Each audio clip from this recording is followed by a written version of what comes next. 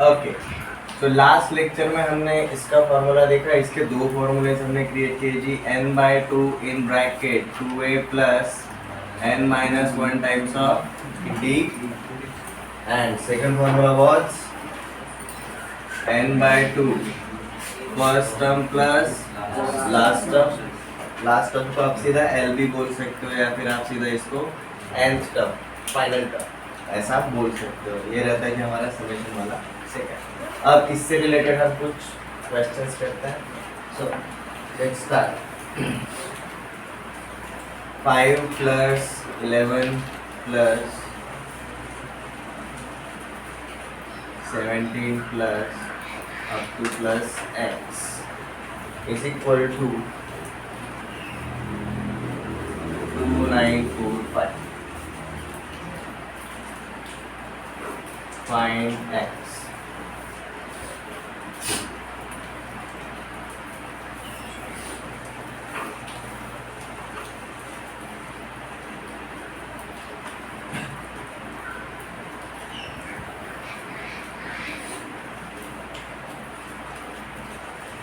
Find sum of all 3-digit natural numbers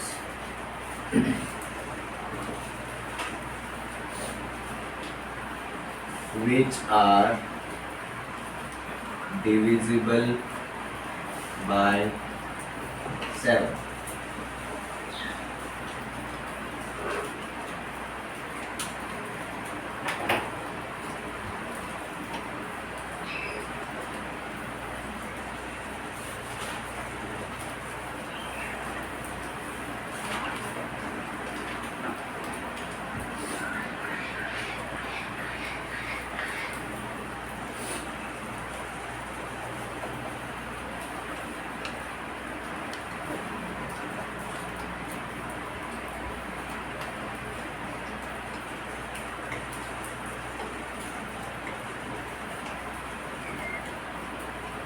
An arithmetic progression for which a3 is equal to 7 and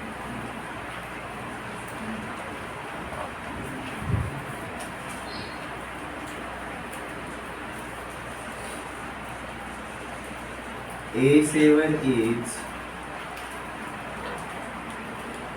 2 more than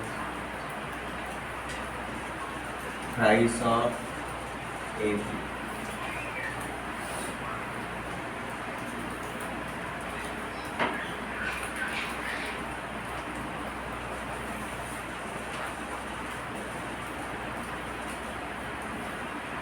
Find S20.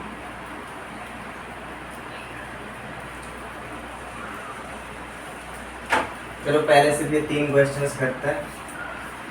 ये पहला वाला question, हमें एक AP मिला है, cross check करेंगे तो एपी कॉमन डिफरेंस क्या है 6, फर्स्ट टर्म क्या है 5। मतलब अगर हम इसका अगर सॉल्यूशन देखने के लिए जाएंगे, हम ऐसा बोल सकते हैं a is equal to 5 and d is equal to 6।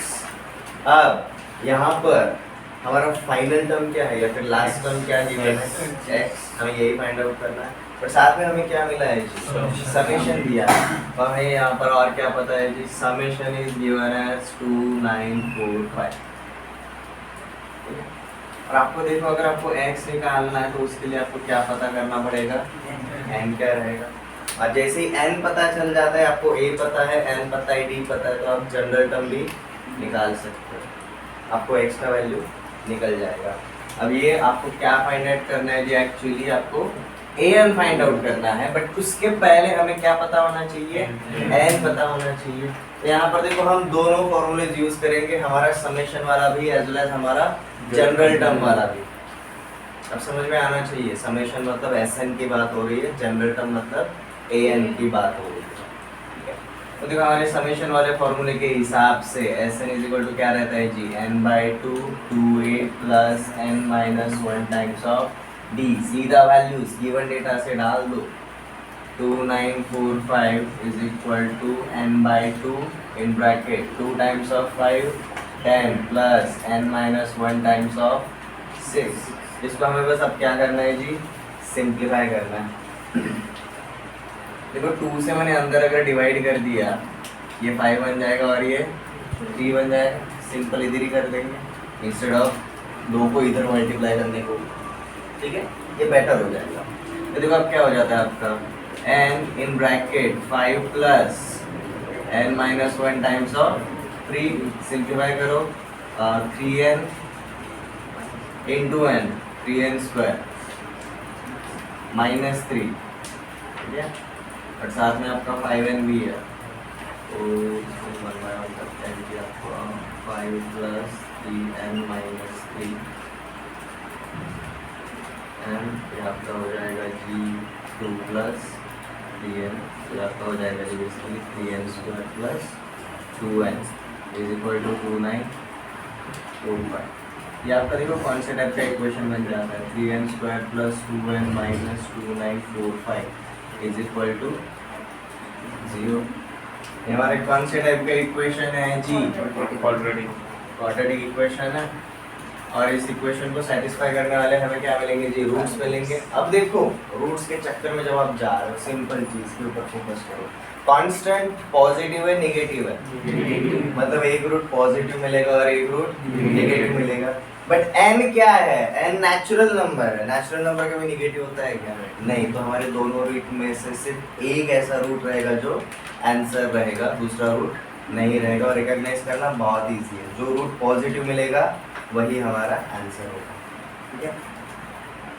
तो देखो इसको अगर आप कंपेयर करोगे किसके साथ, ax square plus bx plus c equals to 0 के साथ, आपको अल्फा एंड बीटा का वैल्यू पता है, minus b plus minus b square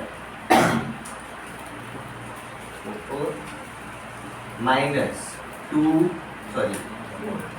4ac a into c काफ़ी लंबा जाएगा, इंटू 4 और वो भी लंबा जाएगा, तो ये हो जाएगा 34 प्लस 4 इंटू 3 इंटू 29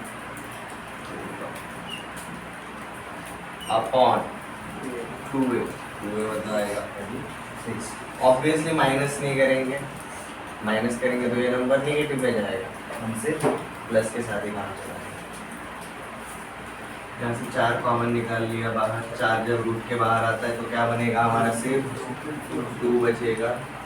अब रूट के अंदर आपका बचता है जी 1 प्लस 3 टाइम्स ऑफ 2945 अपॉन 6। इसको सिंप्लीफाई करना है अब बस, 5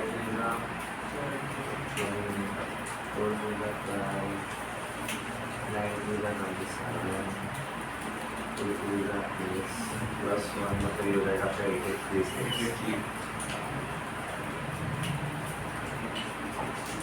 अरे किसका परफेक्ट स्क्वायर है, कौन से नंबर का परफेक्ट स्क्वायर है, रिकॉग्नाइज करना बहुत इजी है, ये 94 का परफेक्ट स्क्वायर है।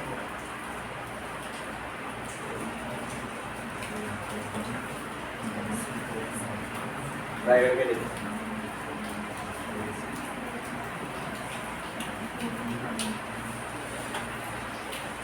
ये 94 का परफेक्ट स्क्वायर है कि नहीं। 16 कैरी ओवर 94 का 36 प्लस 36 72 प्लस पहलेगा 73 कैरी ओवर 7 9 9 जा 81 प्लस 7 88 94 का परफेक्ट स्क्वायर। डोंट वरी, मुझे 100 तक के स्क्वायर याद नहीं है, मैंने जस्ट शॉर्ट लिस्ट कर दिया। ये नंबर कहाँ से कहाँ तक है, 80 और 100 से 10,000 के बीच में। 80 और 100 किसका स्क्वायर होता है, 90 का, और 10,000 किसका स्क्वायर होता है, 100 का। तो ऑब्वियसली इसका रूट कहाँ से कहाँ तक आएगा, 90 से लेकर 100 के बीच में ही आएगा, बराबर। ये हो गया पहला। दूसरा वाला यूनिट प्लेस पे कौन बसता है, 6। तो देखो अगर आप स्क्वायर्स के ऊपर अगर ध्यान देते हो, यूनिट के हिसाब से आपका ना स्क्वायर का भी यूनिट प्लेस डिसाइड होता है।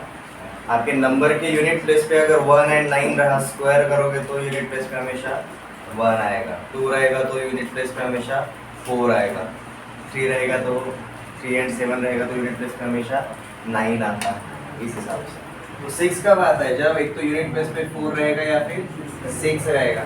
तो ये 90 से लेकर 100 के बीच में ऐसे कौन से दो नंबर्स है जिनके यूनिट प्लेस पे 4 या फिर 6 आता है? 94 एंड 96। बट ये जो नंबर है किसके पास में है सबसे ज़्यादा? 80 और 100 के पास में, मतलब 90 से पास में कौन सा नंबर? 94। अच्छा 94 अपॉन 6। तो क्या हो जाएगा आपका -2 प्लस 2 टाइम्स ऑफ 94 अपॉन 6 कितना आता है? 94 इंटू 2 188, 188 माइनस 2 186, तो 186 अपॉन 6 और ये कितना होता है? 61। तो हमें n का वैल्यू मिल गया 61 सर 31 तो हमें n का वैल्यू क्या मिला? 31। अब जैसे ही 31 मिला हमें an का फॉर्मूला पता है which is a plus n minus 1 times of d। a क्या है? 5। n क्या मिला? 31 माइनस 1। d क्या है? 6। ये आपका 30 इंटू 6 180 180 प्लस 5 185। तो हमारा वो टर्म क्या रहेगा? 185।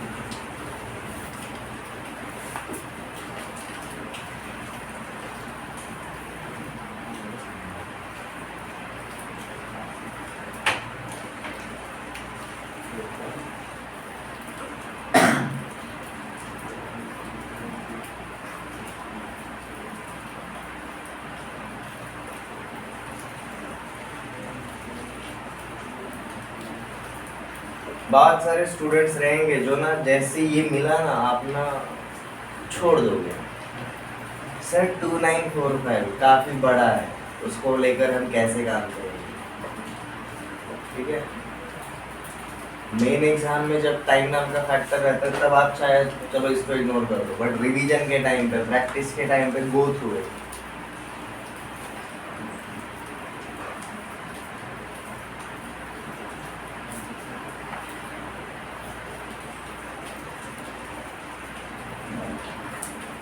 ओके, क्वेश्चंस नोट डाउन कर लिए सारे? देखो हमारा पहला क्वेश्चन हो गया फाइंड x। x का वैल्यू क्या मिला जी हमें? 185। Next question, find sum of all 3 digit natural numbers which are divisible by 7। अब डिविजिबल बाय 7 रहेंगे तो मतलब दो पड़ोसी नंबर्स के बीच का कॉमन डिफरेंस क्या रहेगा? 7 ही रहेगा। ठीक है, अब देखो आपको फोकस किसके ऊपर करना पड़ेगा जी? 3 डिजिट नेचुरल नंबर्स। तो भाई सबसे smallest 3 digit natural number is 100 और सबसे बड़ा वाला 3 डिजिट नेचुरल नंबर इज 999। अब इनके बीच में आपको कौन से वाले नंबर्स ढूंढने हैं विच आर डिविजिबल बाय 7? ठीक है, तो आप क्या कर सकते हो भाई? 100 से आगे और 999 से पीछे वाले, इसके अंदर आप सारे के सारे फैक्टर्स फाइंड आउट कर सकते हो। अब मजेदार बात, आपको क्या फाइंड आउट करने के लिए बोला है? सम। तो मतलब आपका SN, और हमने क्या देखा? जस्ट SN के लिए हमें क्या पता होना चाहिए? A पता होना चाहिए, N पता होना चाहिए और D पता होना चाहिए। D तो पता चल गया, D अपना क्या है?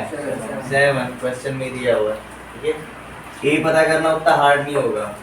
100 से अगला वाला आपको फाइंड आउट करना पड़ेगा। ठीक है, फाइंड आउट करना बहुत इजी है। आप सीधा क्या करोगे? 100 को 7 से डिवाइड करोगे, क्लियर है? और डिवाइड करने के बाद आपको जो भी फैक्टर मिलता है प्लस आपको क्या मिलेगा जी? एक रिमाइंडर मिलेगा। अब ये 2/7 मतलब 2 में कितना ऐड करेंगे तो 7 पे जाएंगे? 5। तो 100 में कितना ऐड करेंगे तो नेक्स्ट फैक्टर मिलेगा जी 105। आगे जाना था इसलिए हमने ऐड किया। ठीक है, अब आपको लास्ट टर्म फाइंड आउट करना है तो भी जा सकते हो या फिर आप सीधा एन भी फाइंड आउट कर सकते हो, दोनों तरीके बताऊंगा। ओके, ए पता चल गया। ए क्या मिला हमें? 105। यहाँ तक किसी को कोई डाउट?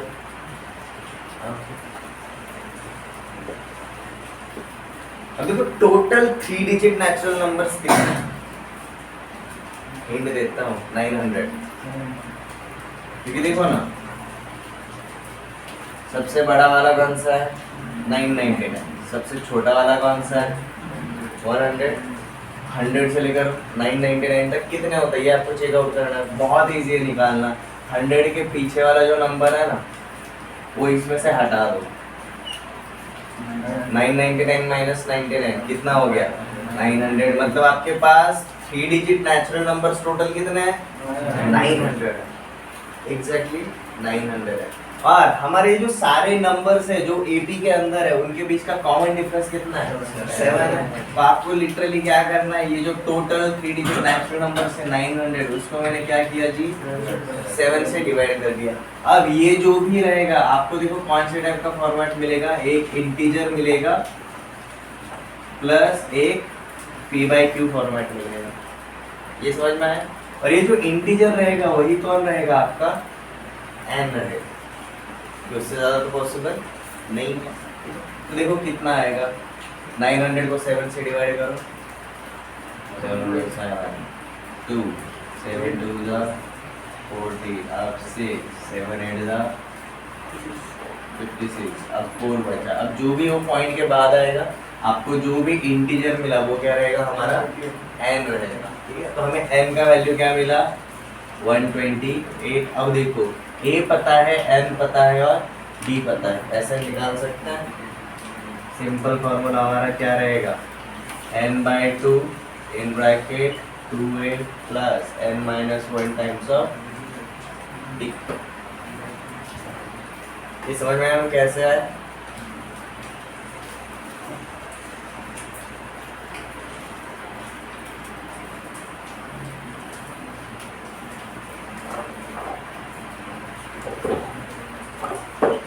देखो यहाँ पर आपका Sn कितना आएगा 128 अपॉन 2 64 28 2 टाइम्स ऑफ ए कितना बनेगा 210 प्लस n-1 मतलब 127 टाइम्स ऑफ d मतलब 7।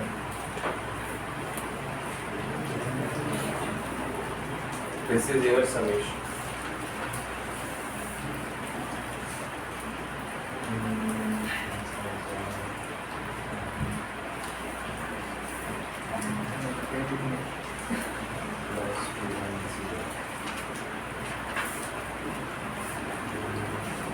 आएगा 99 हो गया 1099 इंटू।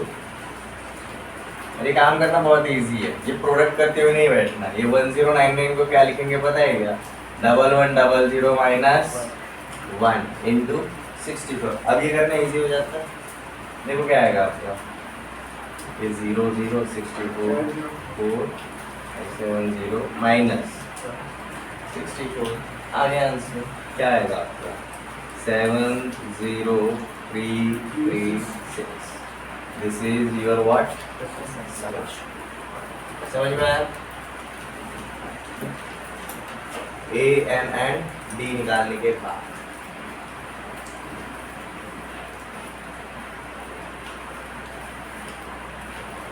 ये पहला वाला तरीका।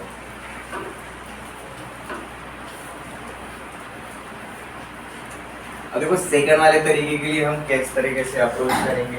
हमें ए तो हर जगह पर चाहिए ही रहेगा, first term and last term भी अगर बोला हमें फर्स्ट टर्म तो चाहिए। तो जो तरीका हमने 100 के अगले वाले फैक्टर के लिए निकाला वही तरीका हम 999 के पहले वाले फैक्टर के लिए लगाएंगे। यहाँ पर जब 7 से डिवाइड किया तो क्या पता चला, इसमें +5 करेंगे तो हमें क्या मिलेगा जी पहला वाला फैक्टर। 999 को भी 7 से डिवाइड करके देखो, ठीक है। देखो क्या आता है, यहाँ पर हमारा 14 पॉइंट समथिंग आया था, तो 15 डाला फर्स्ट। यहाँ पर अपना क्या आएगा जी 7 1 जा कैरी 7 4 जा फिर 1 कैरी हो जाएगा 7 2 जा 5 कैरी हो जाएगा 0.5, ठीक है। तो मतलब आपका 142.5 समथिंग आ रहा है। तो भाई इसके 15 point something and 142 point something ऐसा ही वैल्यू आ रहा है। तो इसके अगला वाला पार्ट लेंगे, मतलब n इज इक्वल टू हमें 15 इंटू 7 जब करेंगे तो हमें पहला वाला टर्म मिलेगा। ये क्या बन जाता है हमारा पहला वाला टर्म। और यहाँ पर 142 पॉइंट समथिंग आया है ना, तो ये 142 को मल्टीप्लाई करेंगे तो हमें क्या मिलेगा जी, लास्ट वाला टर्म।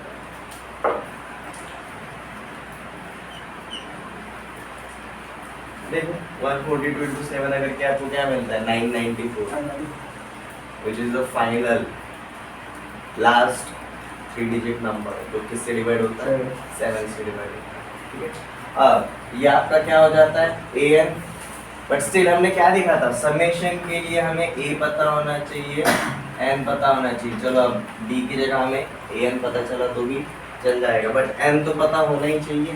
n क्या है, ठीक है।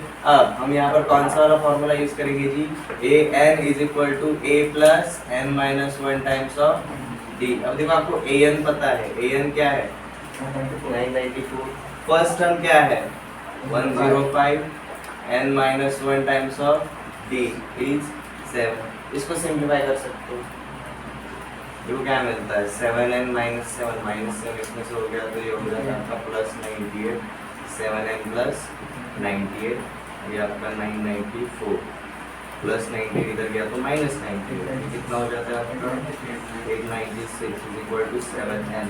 आपको देखो n का वैल्यू क्या मिलता है, 7 से डिवाइड करो 7 n का वैल्यू वापस से वही मिला। अब देखो आपको फर्स्ट टर्म पता है, लास्ट टर्म पता है, n पता है, तो हमारा समेशन क्या आएगा 128/2 first term plus last term.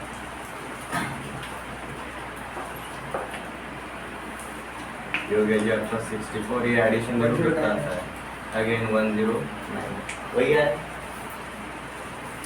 Clear, कोई भी अप्रोच जा सकते हैं।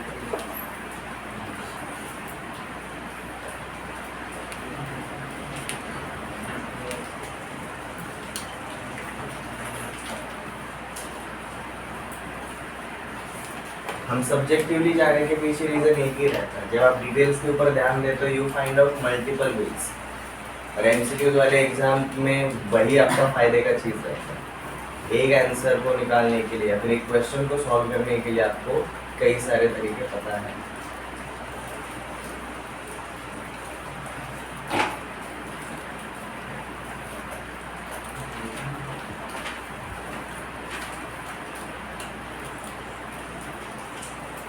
तो हमारे सेकंड का आंसर क्या है जी 70,336।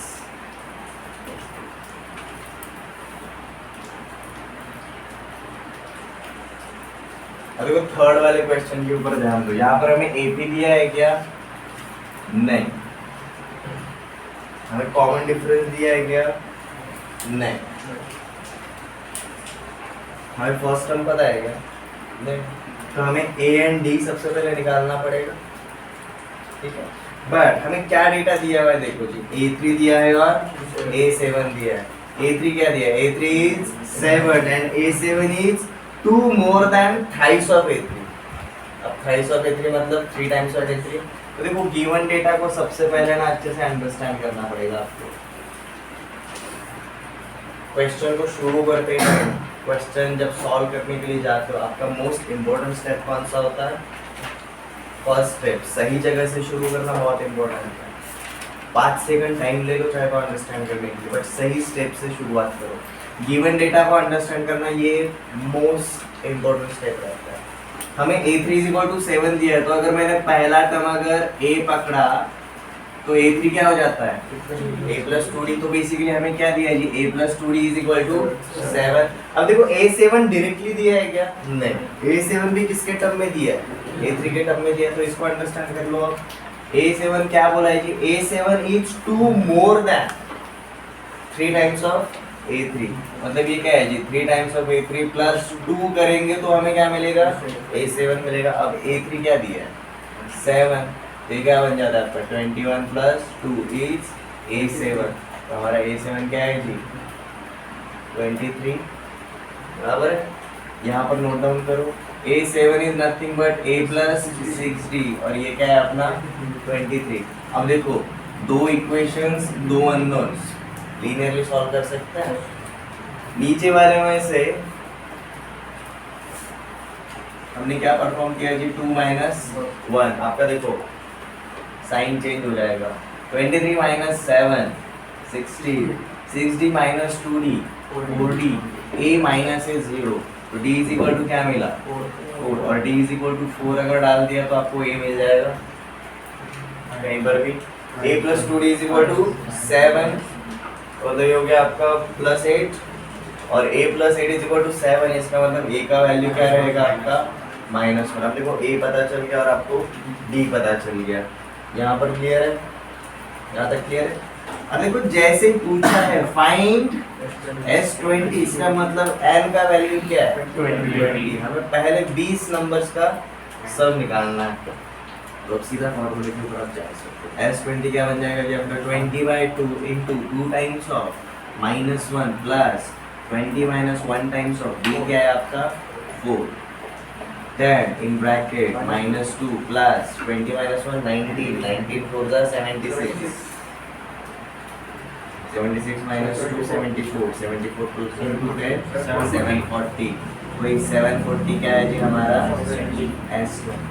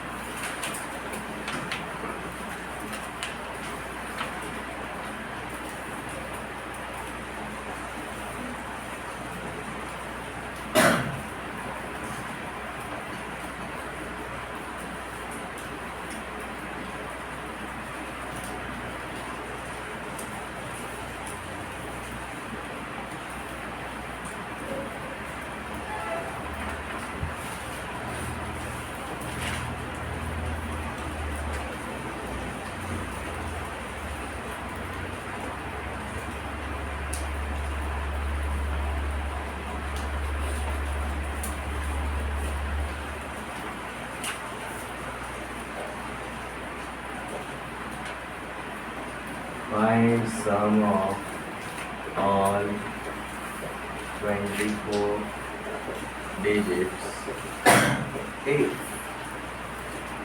A1 plus A5 plus A10 plus A15 plus A20 plus A24 is equal to 225.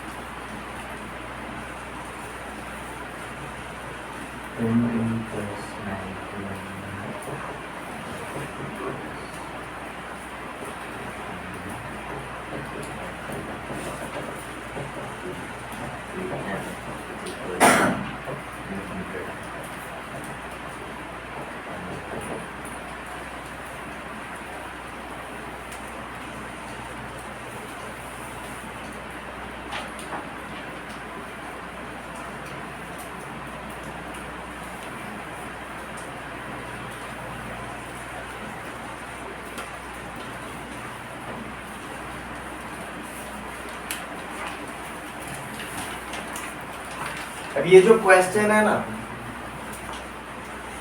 आपका नॉर्मल समेशन वाले से सॉल्व नहीं होगा। ये जो क्वेश्चन है आपका किससे सॉल्व होगा पता है?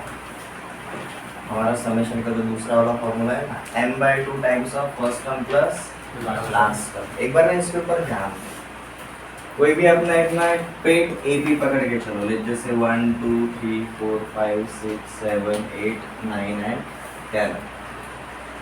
मेरा फर्स्ट टर्म इज 1, मेरा कॉमन डिफरेंस इज 1 और मेरा नंबर ऑफ टर्म्स इज 10।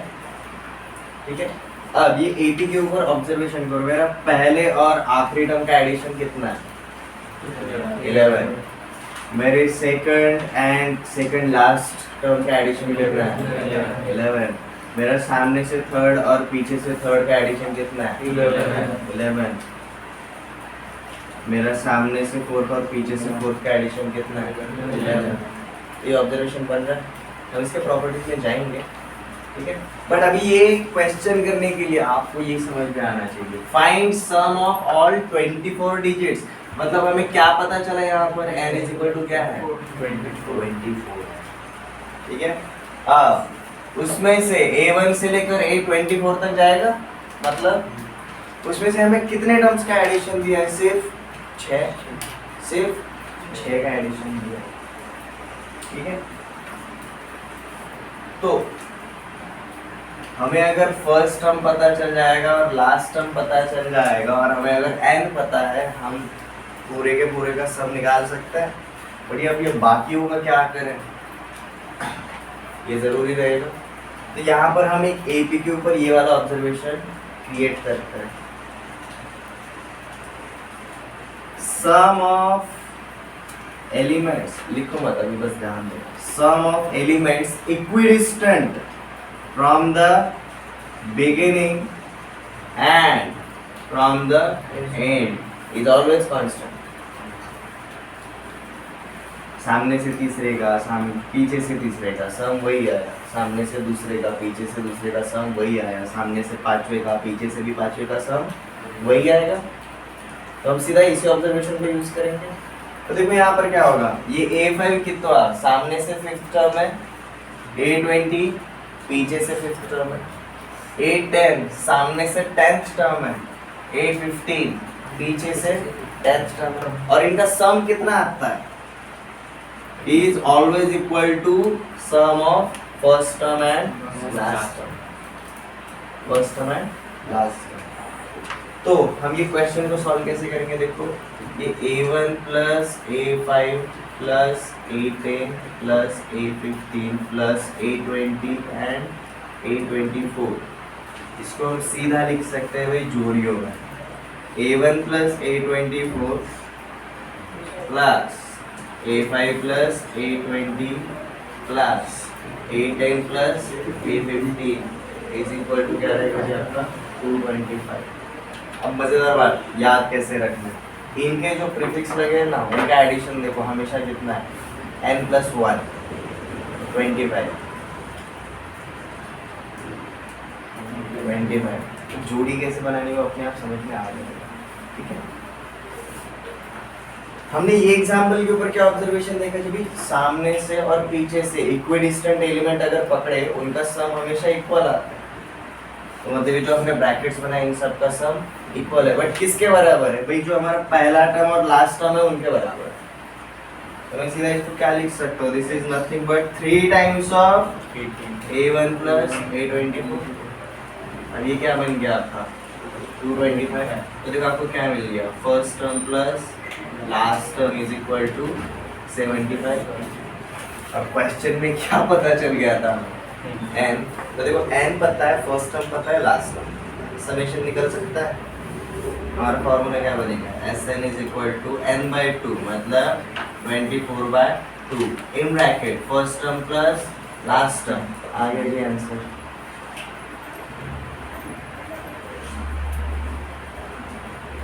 कितना आता है 900।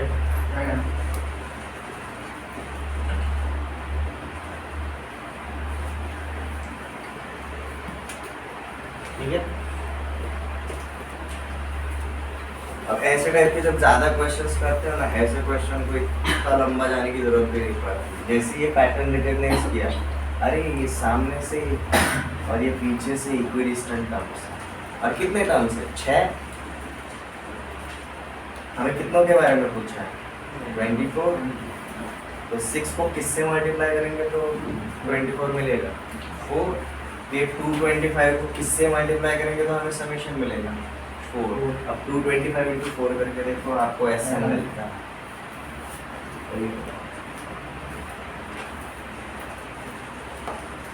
पहली दफा सॉल्व करने का मतलब कंसेप्ट को स्ट्रॉन्ग बनाना, दूसरी दफा सॉल्व करने का मतलब या फिर मल्टीपल टाइम सॉल्व करने का मतलब रहता है you are finding a quick way to go there.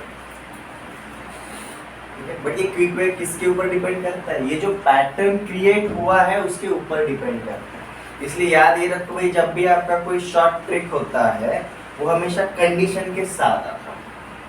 ये समझ में आ रहा है? कंडीशन समझ लोगे आपको शॉर्ट ट्रिक भी आराम से याद रहेगा। फॉर्मूला ऐसे ही कहीं पर भी लगा नहीं सकते आप। देखो हमारे ये वाला क्वेश्चन हमारे फर्स्ट वाले क्वेश्चन से मैच कर रहा है, सॉल्व हो जाएगा। आपको क्या फाइंड आउट करना है? Number of terms, number of terms.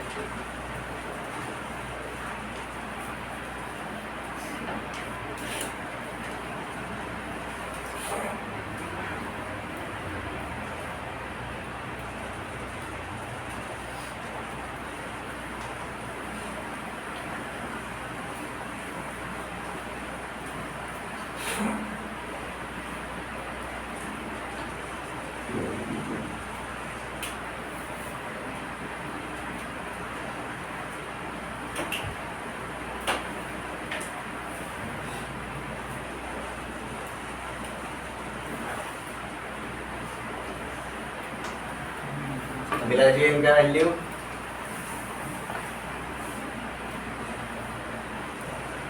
हमें बेसिकली देखो क्या मिल चुका है।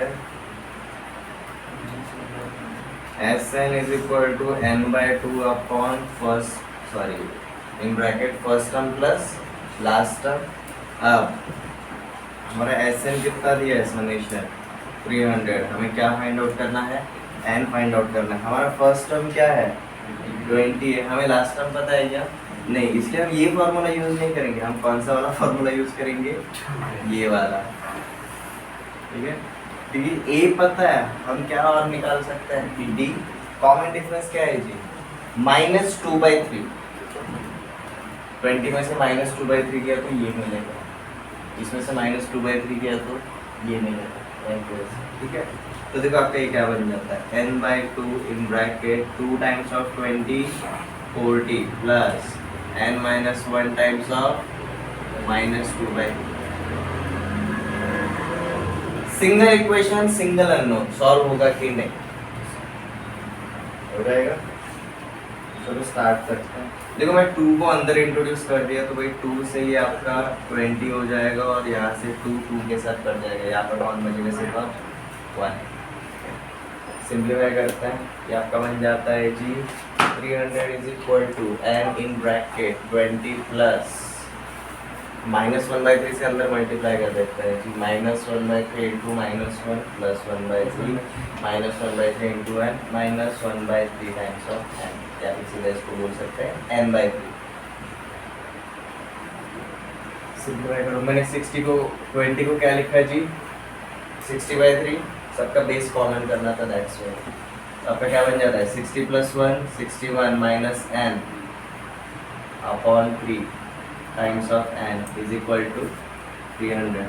ये आपका क्या हो जाएगा? 900 is equal to 61 n minus n square, सब कुछ आप इधर लेकर आओ, plus n square minus 61 n plus 900 is equal to 0। अब आपका कौन सा टाइप का इक्वेशन बना? क्वाड्रेटिक, ठीक है। मिल जाएंगे वैल्यूज आराम से।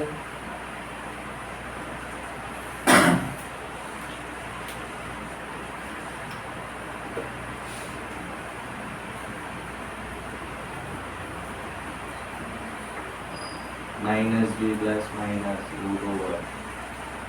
स्क्वायर। अब 61 का स्क्वायर 3721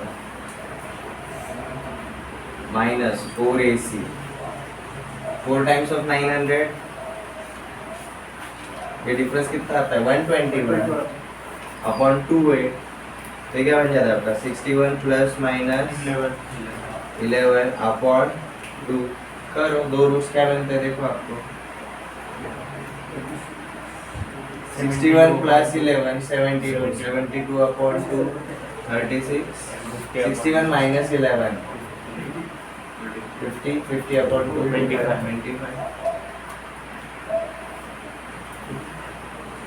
दोनों का एडिशन भी कितना आता है 61।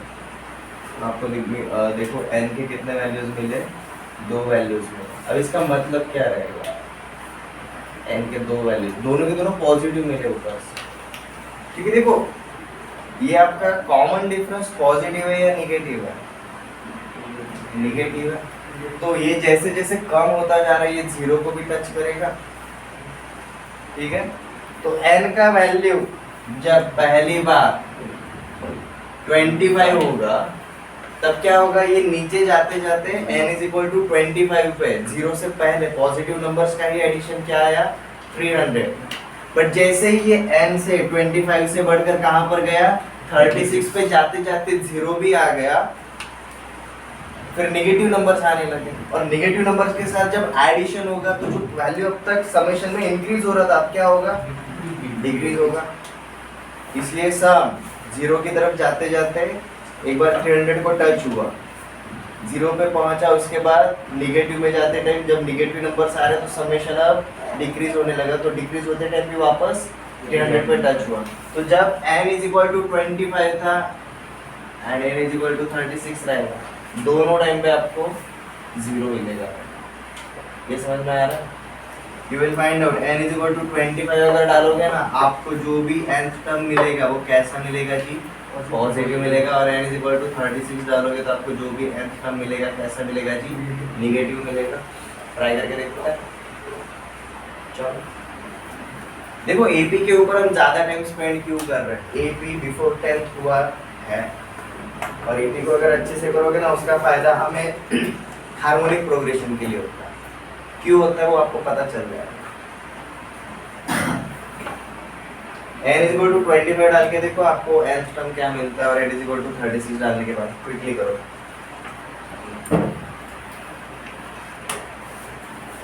हमारा जनरल टर्म का फॉर्मूला क्या रहता है पता है ना, n is equal to 25 मतलब हमें क्या मिलेगा जी, a25 is equal to क्या रहता है a plus 24 times of d और n is equal to 36 डालेंगे तो हमें क्या मिलेगा a36। तो ये क्या रहता है आपका a plus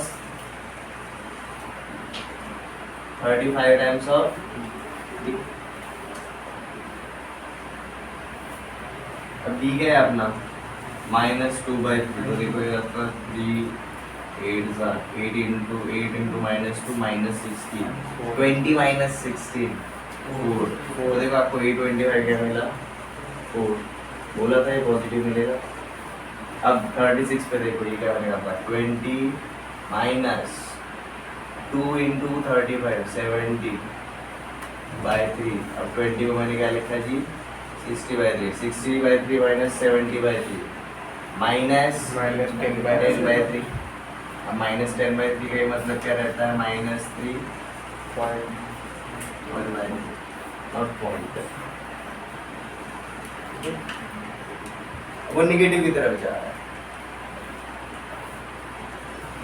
क्वेश्चन ये भी पूछा जा सकता है कि भाई कौन सा टर्म जीरो रहेगा, नहीं जाएंगे। यहाँ तक समझ में आ गया। ये हमने एक्स्ट्रा वाला पार्ट किया,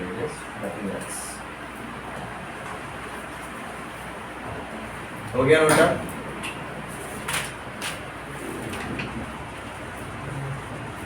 और सिर्फ यहाँ पर लिखने तक मत करो, हम क्लास में वही क्वेश्चंस देख रहे हैं जिनके ऊपर हमें एक से ज़्यादा कंसेप्ट लगाने पड़ते हैं अब तक जो हमने सीखे हैं वो वाला, ठीक है। चलो हमारा next concept is properties of arithmetic progression.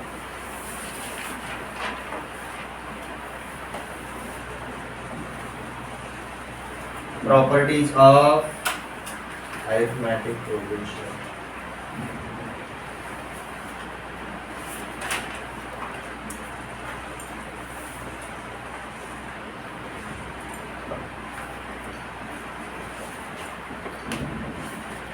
देखो वन एक के बाद एक हम सीधा नोट डाउन करते हुए चलेंगे. You will find out. Language इनका बहुत सिंपल है, सिर्फ रीड करने से ही पूरा का पूरा सेंस समझ में आता है. Property 1. If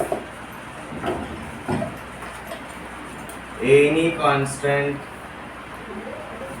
k is added or subtracted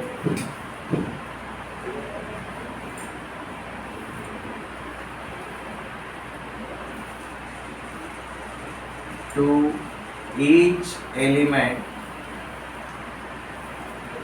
of given AP, given arithmetic progression,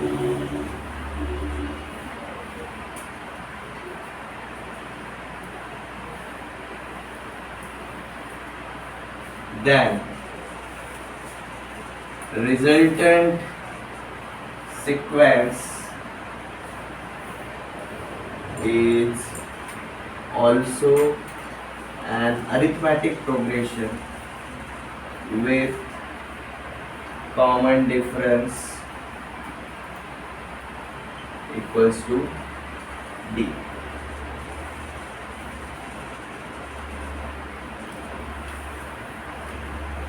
अब देखो इस लैंग्वेज को अच्छे से अंडरस्टैंड कर लो, क्योंकि हमारे बहुत सारे प्रॉपर्टीज इसी के हिसाब से. ये प्रॉपर्टीज के अंदर हम क्या कर रहे हैं, एक एपी के अंदर हम कुछ छेड़खानी कर रहे हैं and we are just checking out अगर एक एपी के अंदर कुछ अगर हम चेंजेस करते हैं तो भाई क्या हो. ये समझ में आ रहा है.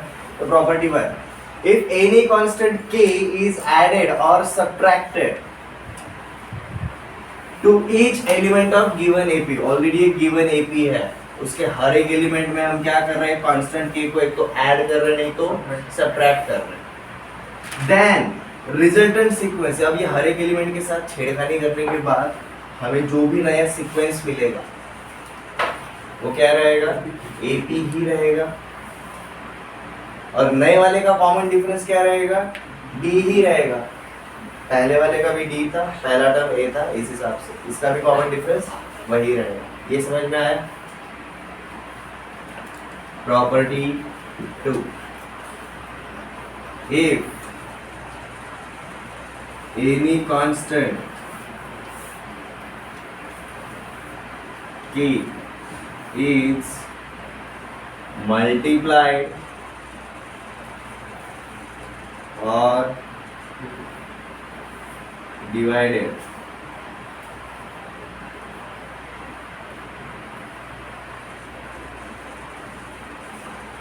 with each element of given arithmetic progression. अब देखो if से लेकर then तक कंडीशन है, then से लेकर आगे तक रिजल्ट. ये समझ में आ रहा है. जब if सेटिस्फाई होगा तभी हम then की बात कर रहे हैं. तो ये प्रॉपर्टीज जो रहती है, ये जो फैक्ट जो रहता है, क्या बोला, कंडीशनल रहता है. तो कंडीशन को अंडरस्टैंड करो, आपको अगला वाला रिजल्ट याद रखना भी काफी इजी हो जाता है. बार बार उतर ना सकती जा रही, बंद हो रहा है क्या वो. Then resultant sequence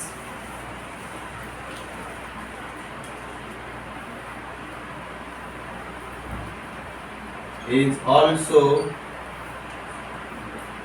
an arithmetic progression with common difference. अब देखो कॉमन डिफरेंस क्या हो जाएगा, एक तो आपका d टाइम्स ऑफ k हो जाएगा या फिर d अपॉन k हो जाएगा, डिपेंडिंग ऑन आपने मल्टीप्लाई किया है या फिर डिवाइड किया है. देखो अब दोनों प्रॉपर्टीज को अगर आप कंपेयर करोगे, एलिमेंट के अंदर ऐड या फिर सब्ट्रैक्ट करने से कॉमन डिफरेंस चेंज हो रहा है क्या, नहीं.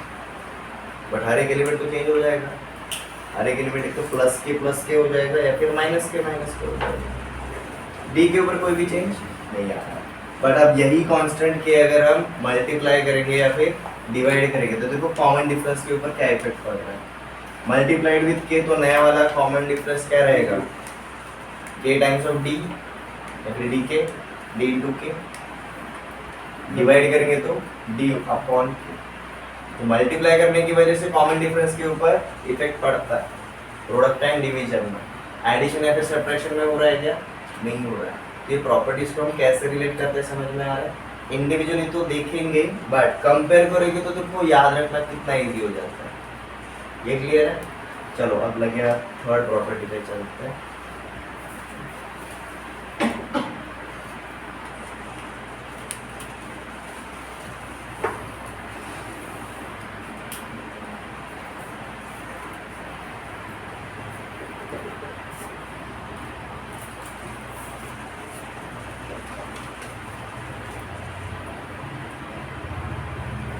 If all the elements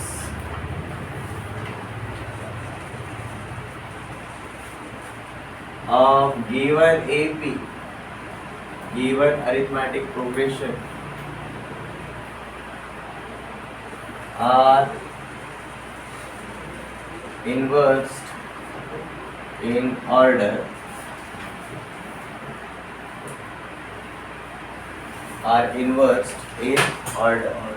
मतलब फर्स्ट से लेकर लास्ट टर्म तक जाने की जगह हम कहाँ से शुरू कर रहे हैं? लास्ट टर्म से लेकर फर्स्ट टर्म तक। हमने सीक्वेंस को बस क्या किया जी? उल्टा किया। इसका मतलब समझ में आ गया? If all the elements of given AP are inversed in order, that is, अब यहाँ पर क्या कर लो जी? A1 से लेकर AN तक, इसको हमने किसमें कंसीडर कर लिया जी? AN, AN-1, up to A2 up to A1 तक। ये समझ में आया? इसका एक बार मैथमेटिकल रिप्रेजेंटेशन भी लिख लो।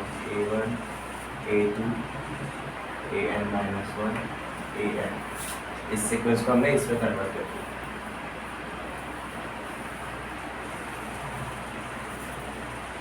Then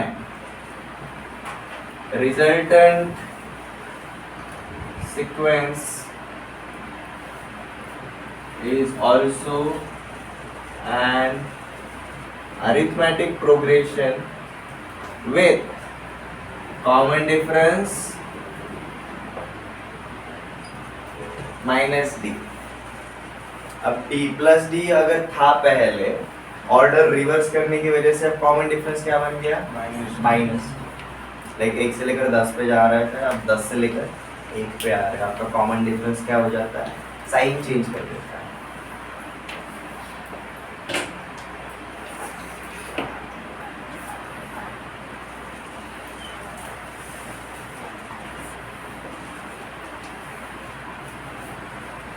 If terms are selected at regular interval, if terms are selected at regular interval for a given arithmetic progression,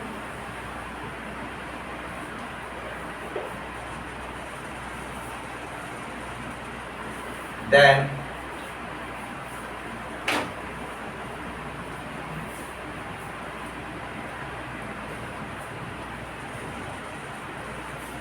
sequence of selected terms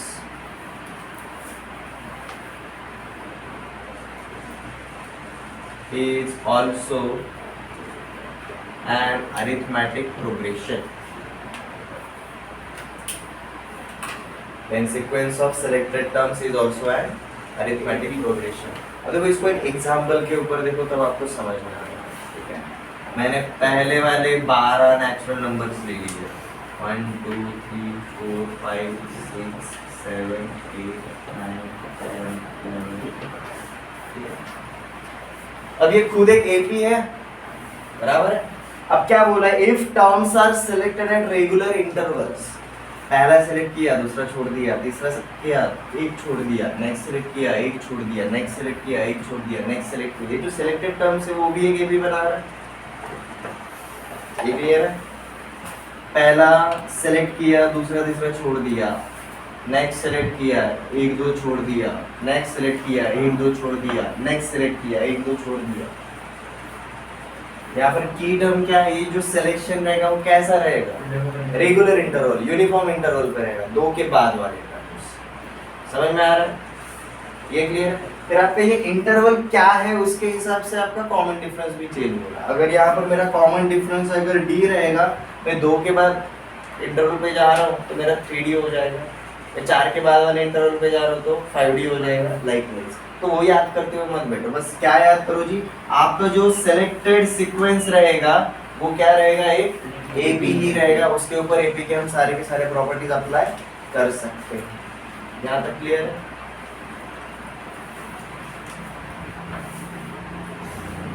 कोई भी प्रॉपर्टी अगर समझ में नहीं आ रहा है, एक पालतू अरिथमेटिक प्रोग्रेशन साथ में रखने का, 1 से लेकर 10 बहुत सही है, उसमें से ज़्यादा हो रहे टर्म्स तो 1 से लेकर 5 तक लेते हैं, ठीक है। उसके ऊपर एक टर्म्स अप्लाई करके देखने के, प्रॉपर्टीज फॉर श्योर याद रखें, ठीक है। प्रॉपर्टी 4 तक किसी को कोई डाउट, याद रखने के तरीके भी बताऊंगा, डोंट वरी। लेफ्ट साइड हो गया ये,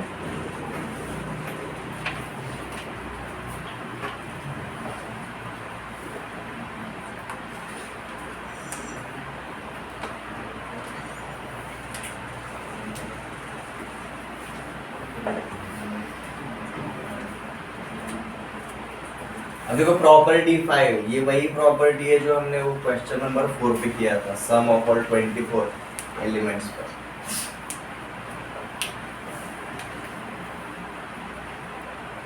सम of terms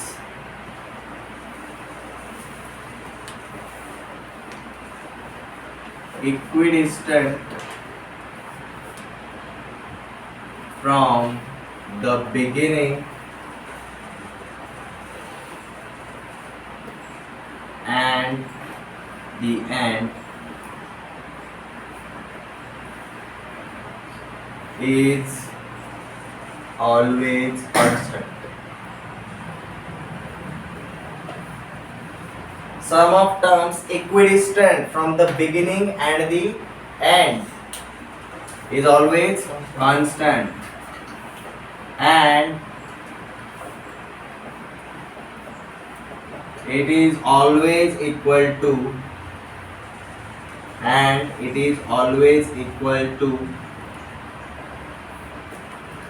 sum of first term and last term.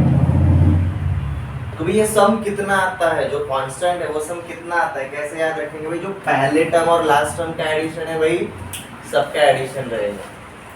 1 से लेकर 10 पे ट्राई करके देखो, first and last term, second and second last term, third and third last term, fourth and fourth last term, likewise, ठीक है। Again you will find out these properties जब ये finite AP के लिए रहेंगे या फिर इनफाइनाइट। अब फ्रॉम द एंड बोला है तो फॉर श्योर ये कौन से टाइप का एपी रहेगा, फाइनाइट रहेगा। रेगुलर इंटरवल पे सिलेक्ट किए, फाइनाइट भी चल सकता है या फिर इनफाइनाइट भी चल सकता है। इनफाइनाइट बोलेंगे तो भाई ऑब्वियसली फाइनाइट भी अलाउड हो गए। इनवर्स ऑर्डर के लिए ये कैसा होना चाहिए, फाइनाइट होना चाहिए। समझ में आ रहा सर? बोलो। अगर ऑड नंबर ऑफ टर्म्स रहे तो एक इंडिविजुअल एलिमेंट, मतलब अगर आपको यही कहना है सर A1 से लेकर लेक्चर से A5 तक है, हाँ, तो भाई क्या रहेगा, like A1 A2 A3 A4 A5, तो भाई ये फर्स्ट टर्म लास्ट टर्म के साथ जोड़ी बनाएगा, ये सेकंड लास्ट के साथ बनाएगा। अब ये जो टर्म है it is equidistant from the beginning and the end, ये 2 बार आ रहा है तो भी चल जाएगा। ये पहले सामने से तीसरा वाला A3 मिला, पीछे से तीसरा वाला A3 मिला, तो ये 2 बार कंसीडर होगा। 2 हाँ जी, तो क्या हो जाएगा, A1 plus A5 is equal to A2 plus A4 is equal to A3 plus A3। समझ में आया?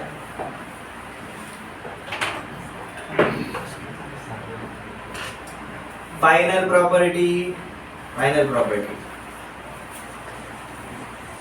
if A, B, C are in arithmetic progression, then 2 times of B is equal to A plus C, या फिर आप क्या बोल सकते हैं जी, B is equal to A plus C by 2। आपके क्वेश्चन का समाधान यहीं पर मिल गया। हमने 3 टर्म्स ले लिए AP में, n is equal to odd आ गया। अब b कैसा टर्म है, सामने से भी दूसरा है और पीछे से भी दूसरा ही है, इसलिए क्या हो गया जी आपका 2b is equal to a plus c। This is basically application of fifth property. 3 terms है, 2b is equal to a plus c। तो हमें b का वैल्यू फाइंड आउट करना काफी इजी हो जाता है, which is a plus c by 2। यहाँ तक क्लियर? ये 6 प्रॉपर्टीज है, याद रखना काफी इजी है। प्रॉपर्टीज ऑफ एन एपी अगर बोला, how many properties?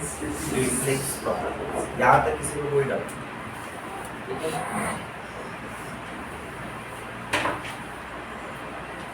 You will find out अपने हर एक प्रॉपर्टी में एक कंडीशन तो फॉर श्योर है। तो ये जो फैक्ट्स रहते हैं हमेशा कंडीशंस के साथ आते हैं। तो अगर आपको ऐसा लगता है कि सर मुझे कोई थ्योरम याद नहीं रहता या फिर कोई स्टेटमेंट याद नहीं रहता, आपको इसलिए याद नहीं रह रहा क्योंकि आप ये ना जो इनिशियल पार्ट है उसके जो कंडीशंस रहते हैं वो पहले अंडरस्टैंड कर लो। जब ये होगा तभी ये क्लियर है। नेक्स्ट वाले टॉपिक पे चले। देखो हमें एपी के मामले में जितना कुछ सीखना रहता है वो यही है।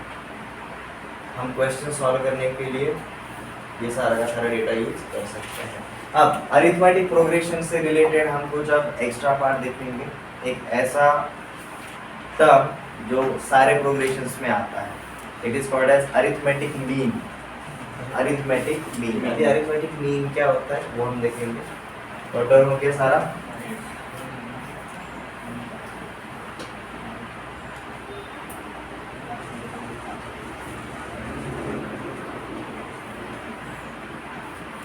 सीधा बेटा कर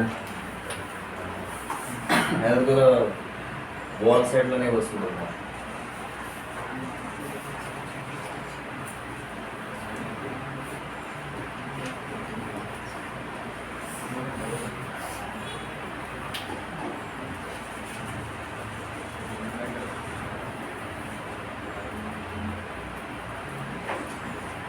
अब देखो ये मीन का मतलब क्या रहता है।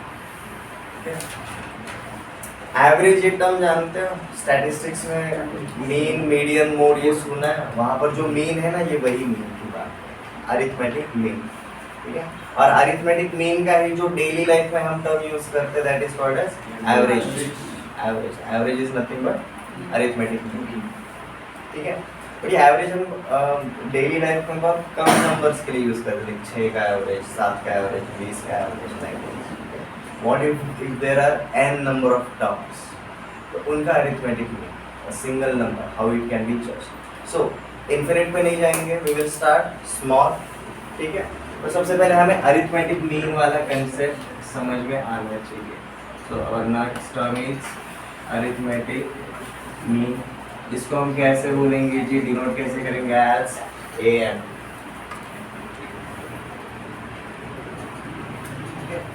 अभी अरिथमेटिक मीन होता क्या है पहले वो अंडरस्टैंड करते हैं। इफ स्मॉल ए नहीं लेते हैं, if capital A and capital B are any two numbers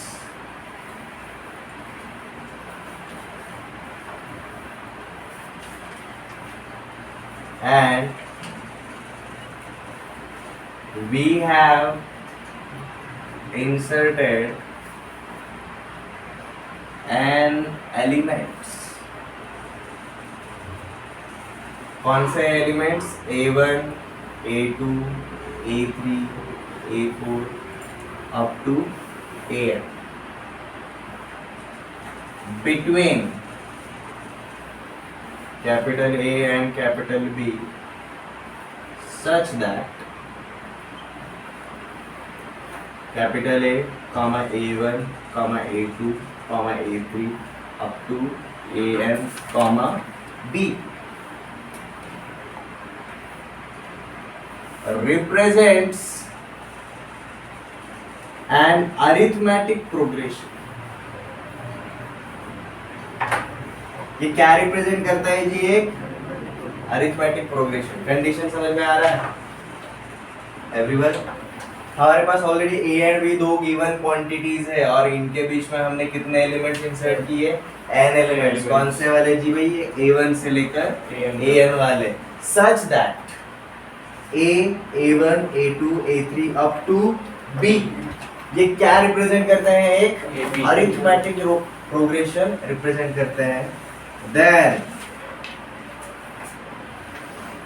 A1, A2, A3 up to AN are called as arithmetic mean between A and arithmetic mean का समझ में आ गया, मतलब अरिथमेटिक मीन क्या रहता है, जो first term and last term इनके बीच में जो भी एलिमेंट्स रहते हैं उनको हम क्या बुलाते हैं जी, arithmetic mean between first term and last। पहले नोट डाउन कर लो।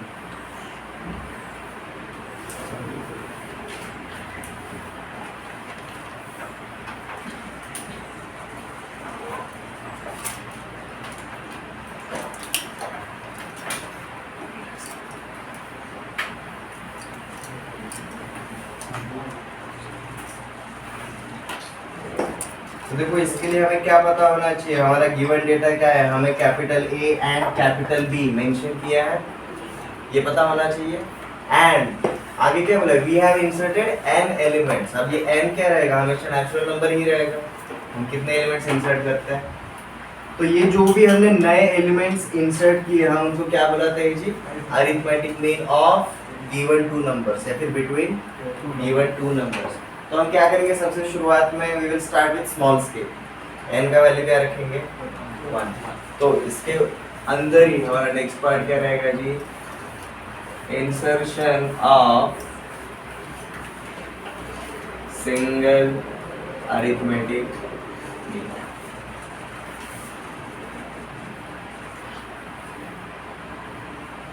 क्यों देख रहे हैं, समझ में आ रहा है।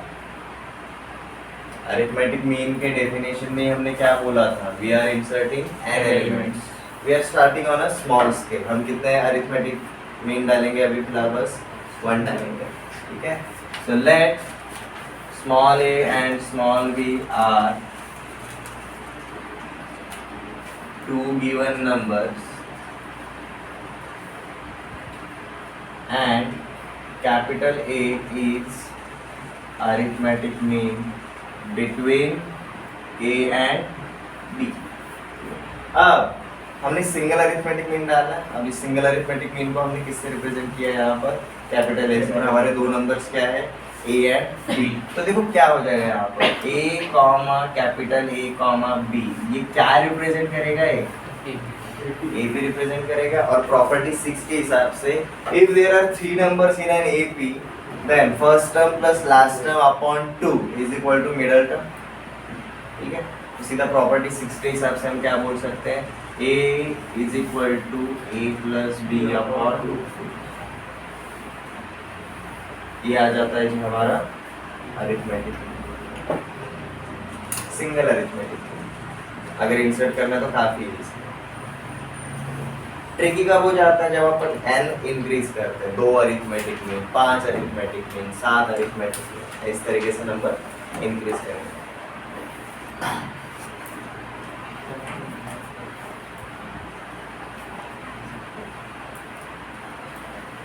Insertion of n arithmetic means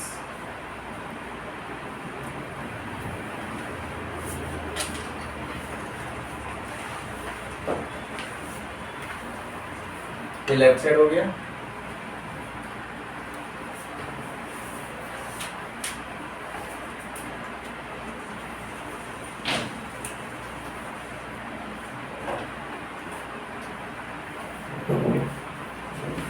तो देखो सिंगल डालना था तो हमने सिंगल अरिथमेटिक मीन कंसीडर कर लिया। अगर हमें n डालना है तो पहले हम n कंसीडर कर लेते हैं। तो हमारे डेफिनेशन के हिसाब से हम किस तरीके से जाते हैं, late small a and small b are 2 given numbers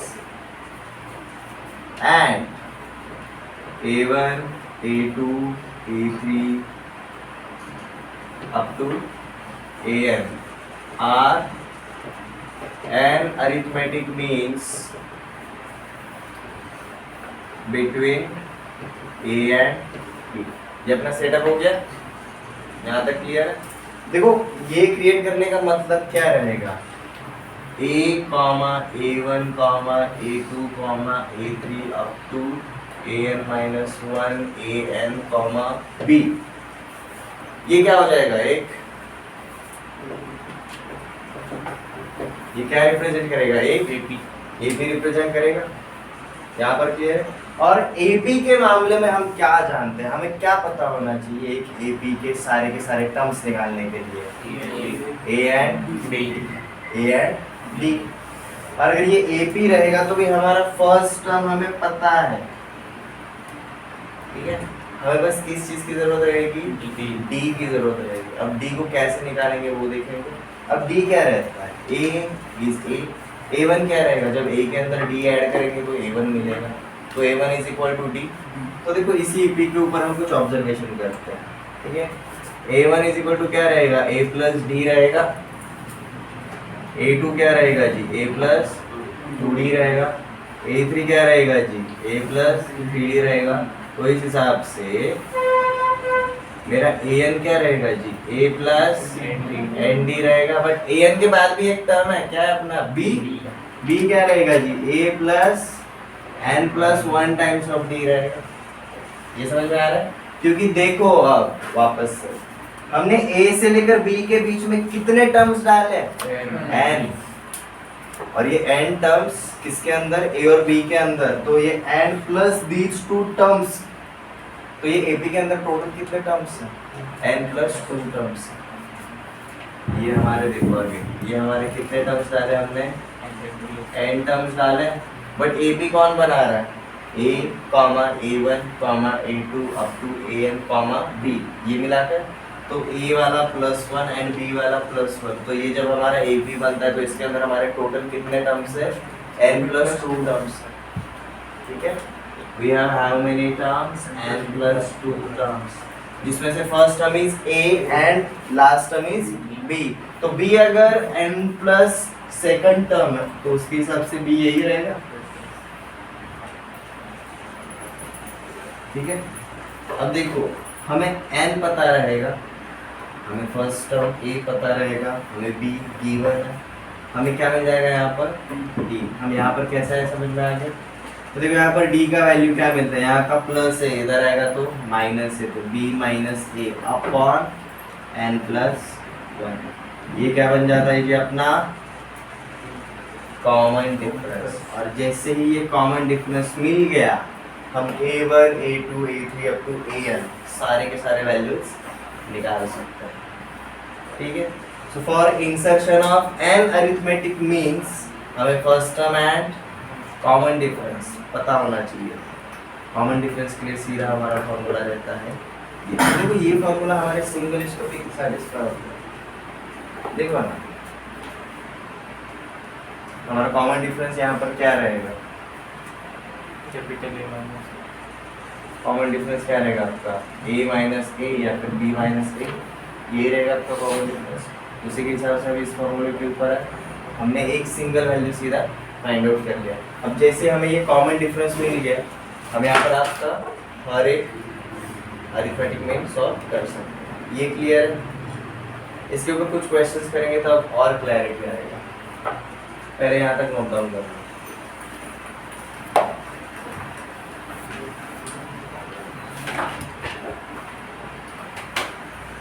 तो देखो आपका जैसे ये d आ गया, आपका देखो ये क्या बन जाता है, a1 बन जाएगा जी आपका a plus b minus a upon n plus 1। आपका a2 क्या बन जाएगा, देखो a plus 2 times of b minus a upon n plus 1। a3 क्या बन जाएगा आपका a plus 3 times of b minus a upon n plus 1। Similarly आपका an क्या बन जाएगा, a plus n times of b minus a upon n plus 1। And आपका b क्या हो जाएगा, देखो फिर a plus n plus 1 times of b minus a upon n plus 1। n plus one cancel, plus A minus A cancel, आपको मिलता है B.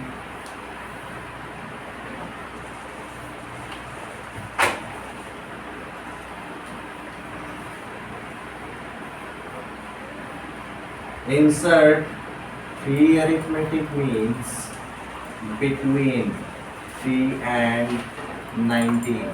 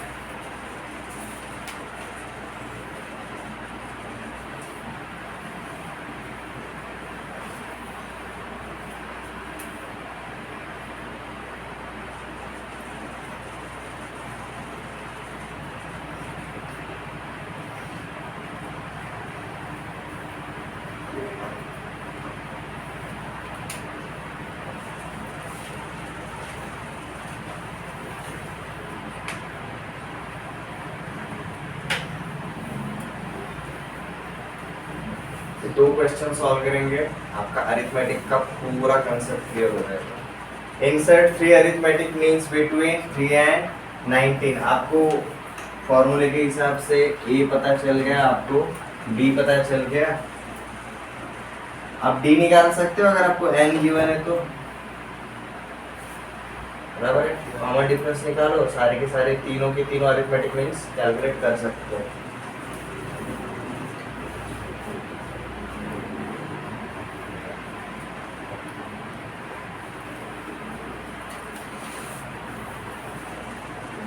देखो पहले वाले क्वेश्चन के लिए हमें क्या दिया जी, a इज इक्वल टू 3 दिया है, b इज इक्वल टू 19 दिया है और n इज इक्वल टू क्या दिया है 3 अरिथमेटिक मीन्स। हमने क्या देखा, जब भी हम मल्टीपल अरिथमेटिक मीन्स के लिए जा रहे हैं हम सीधा फॉर्मूला क्या यूज करेंगे भाई, common difference is equal to b minus a upon n plus 1। देखो क्या आएगा आपका 19 माइनस 3 अपॉन 3 प्लस 1 16/4। आपका कॉमन डिफरेंस क्या है जी 4। और जैसे ये पता चला अगर हमारे 3 अरिथमेटिक मीन्स है तो वो क्या रहेंगे जी, a1 a2 एंड a3। और ये क्या रहेंगे, this is a plus D, this is a plus 2d and this is a plus 3d। a पता है, d पता चल गया। करो आपको देखो a1 क्या मिलेगा 7, a2 क्या मिलेगा 11, a3 क्या मिलेगा 15। अब देखो ये 7, 11 एंड 15, इसको हमने किसके अंदर डाला जी 3 और 19 के बीच में। ये घेर के दिखाता है क्या, हाँ भाई दिखाता है, तो मतलब हमारा आंसर सही है। क्रॉस चेक भी लगे आप कर सकते हो। क्वेश्चन 2 सिमिलर,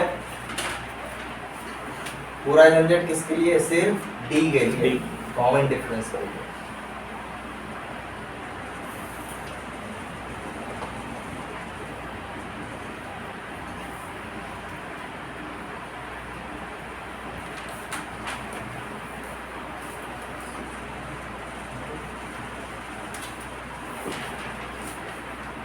होमवर्क के लिए क्वेश्चन दे रहा हूँ, वो ट्राई करके देखो। ये अभी के अभी यहाँ पर ही ट्राई करना।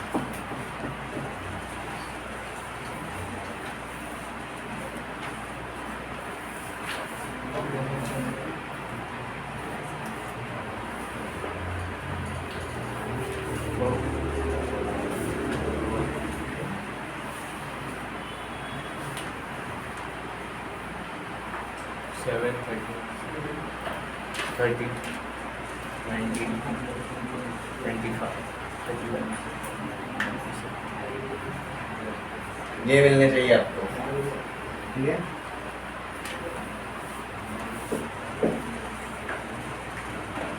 And arithmetic means are inserted between 20 and 80 such that a1 upon an is equal to 1/3 first arithmetic mean and nth arithmetic mean मतलब लास्ट अरिथमेटिक मीन के बीच में कौन सा रेशियो है 1:3